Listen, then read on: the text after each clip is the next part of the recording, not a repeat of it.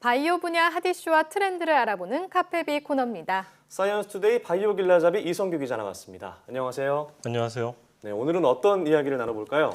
요즘 날씨를 보면 봄이 완연한 것 같아요. 네. 뭐 이런 거추장스러운 외투는 이제 벗어야 되겠다.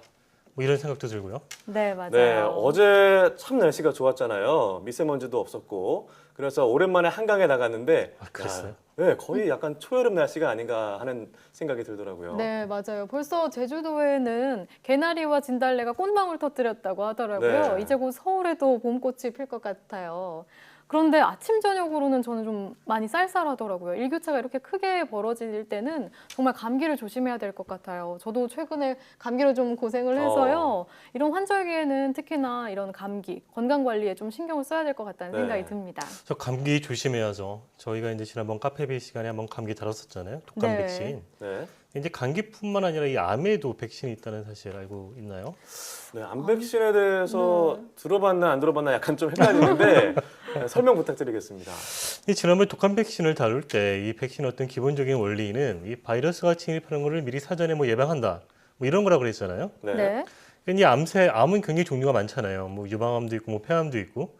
근데 우리가 알고 있는 그 암 중에서는 이런 바이러스가 발병의 원인이 되는 그런 암들도 있어요. 네. 이런 암에 대해서는 그 원인이 되는 바이러스에 대한 백신을 만들어서 접종할 수 있는 거죠. 네, 그럼 그런 백신이 있는 암이 어떤 건가요? 그러니까 이제 자궁경부암이라고 여성분들은 네. 뭐 잘 아실 텐데 네. 자궁의 경부에 생기는 암이다 해서 뭐 자궁경부암인데 이 암이 뭐 한 전 세계적으로 여성에게선 두 번째로 많이 발병한 암이라고 해요. 네. 근데 이제 이 암은 휴먼 파필로마 바이러스라고 인유두종 바이러스 우리말로 부르는데요. 네. 이 바이러스가 그 발병의 주요 원인이거든요. 그래서 이 바이러스를 이용해서 이 암을 예방하는 백신이 만들어진 거죠. 그래서 네. 전문가 설명 들어보고 이어가겠습니다. 우리 생체 내에서 인지하고 있지 않은 바이러스 특이적인 단백질을 이용하여 외부의 항원을 인지해서 우리 몸에서 생성되는 항체를 스스로 우리 몸에서 생성하게 되고 그러한 항체가 바이러스에 의해서 증가되는 것을 억제시킬 수 있는 그러한 원리입니다. 현재 이 그 자궁경부암에 대해서는 두 종의 이 항암 백신이 개발돼 있고요. 네. 사실상 이 암을 예방할 수 있는 몇 안 되는 그런 암에 속합니다. 네, 흔하게 발병하지만 또 예방 가능한 암이니만큼 백신 접종을 꼭 하는 게 좋겠네요. 그리고 만 12세 여성 청소년은 무료 접종 대상이라고 하니까요. 부모님께서 꼭 챙겨주시면 좋을 것 같다는 생각이 듭니다. 설명 좋은데요? 네, 제가 네. 저도 잘 알고 있습니다. 네, 제가 오랜만에 칭찬을 여성이니까요. 해드릴게요. 앞으로도 준비해 주세요. 네. 네, 그렇습니다.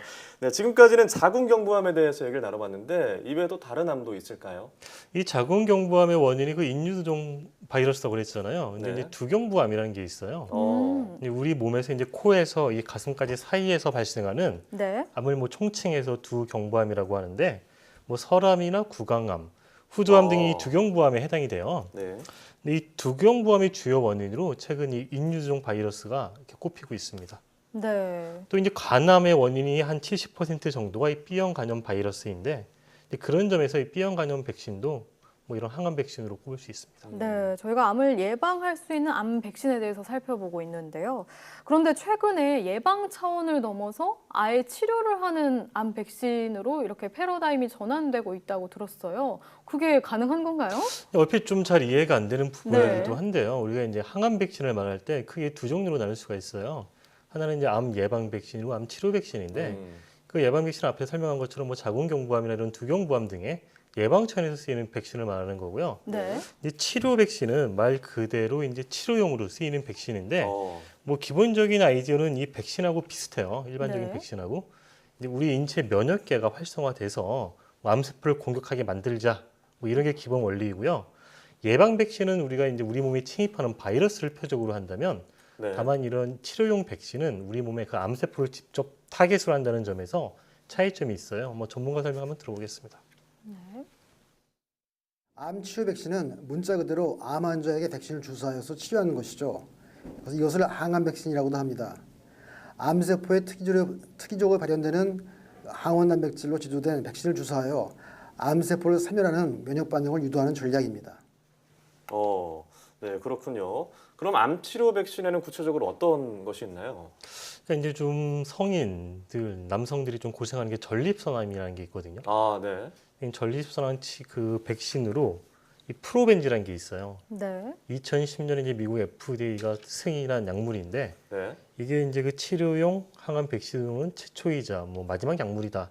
이렇게 불리는 약물이거든요. 네, 백신이라고 하면 예방하는 것으로만 생각을 했었어요. 이게 항원을 넣어서 항체를 생성하는 약간 이런 원리잖아요. 그래서 예방하는 것으로만 생각을 했었는데 치료를 한다 하니까 조금 생소해요. 구체적으로 어떤 원리로 작용을 하는 건가요? 그냥 결국 이제 인간의 어떤 면역계를 활성화하는 게 이 치료용 백신의 기본적인 원리인데요. 네. 그러니까 면역 반응을 유도한다는 거죠. 이제 그 우리 몸의 면역 세포 중에는 뭐 T 세포도 있지만 수지상 세포라는 세포가 있어요. 이 수지상 세포는 세포요? 이제 그 면역 반응의 어떤 초기에 관여하는 어떤 그런 애인데 이 수지상 세포를 이 전립선 암에만 존재하는 그런 특이적인 단백질에 노출을 시키는 거예요. 그럼 이 세포가 이 단백질을 잘 기억하고 있다가 우리가 이제 실제로 전립선암에 걸리면은 인체 내 면역계가 즉각적으로 반응할 수 있도록 만들어주는 거죠. 이 수지상 세포를 활용한다는 건데 저희가 카페비 코너에서 좀 자주 다뤘던 면역 세포 치료제 카티가 생각이 그렇죠. 나는데요. 예. 그래서 이제 카티는 면역 세포 중에서 이제 T 세포를 이용하는 거잖아요. 네. 근데 이 방금 설명드린 이 프로벤지 같은 경우에는 T 세포가 아니라 이 수지상 세포를 이용하는 건데 같은 이제 면역 세포를 이용한다는 점에서 이 프로벤지는 큰 틀에서 보면은 뭐 면역 세포 치료제의 한 유형이다 이렇게 볼 수가 있어요. 네. 이제 카티를 다룰 때도 뭐 설명을 했었지만은 우리 몸에 있는 이제 세포 자체를 이용하는 거기 때문에 이런 치료 방식은 기존의 뭐 항암제를 이용한거나 아니면 방사선 치료법보다는 부작용이 더 적다. 뭐 이런 장점이 있는 거죠. 네. 근데 그런 점에서 이 항암 백신이 유망한 암 치료의 한 분야라고 볼 수가 있는 거고요. 네. 전 세계적으로 약 1,200여 개 정도의 이런 항암 백신 연구 개발이 이루어지고 있습니다. 네. 그러니까 면역 세포의 종류가 한 가지가 아니라 네, 굉장히 다양하니까 많아요. 네, 그거를 활용을 해서 이렇게 백신을 개발해낼 수 있다 이런 말씀이시죠? 그러니까 이제 뭐 T 세포를 이용한 것도 있고, 그다음에 뭐 자연 살해 세포라고 내추럴 킬러 셀을 이용한 것도 있고, 이와 같은 경우에는 수지상 세포를 이용한 건데, 네. 이제 그 전에는 우리가 별로 관심이 없었어요. T 세포에만 관심이 있었고, 네. 근데 T 세포 말고도 이런 면역 세포가 굉장히 중요한 역할을 하고 있다는 게 밝혀지면서 이것들을 활용하는 새로운 전략들이 나오고 있는 거죠. 네, 굉장히 희망적이라는 네, 생각이 듭니다. 네, 저희가 이번 시간에는 암을 예방하는 것뿐만 아니라 암을 치료하는 개념의 항암 백신까지 살펴봤습니다. 암은 그 원인이 정말 다양하고 복잡한 대표적인 질병으로 꼽히죠. 그래서 고통받는 분들이 참 많은데요. 네. 새로운 개념의 치료제들이 계속 개발돼서 암 정복을 앞당기는 데 하루빨리 도움이 됐으면 좋겠습니다. 오늘 말씀 잘 들었습니다.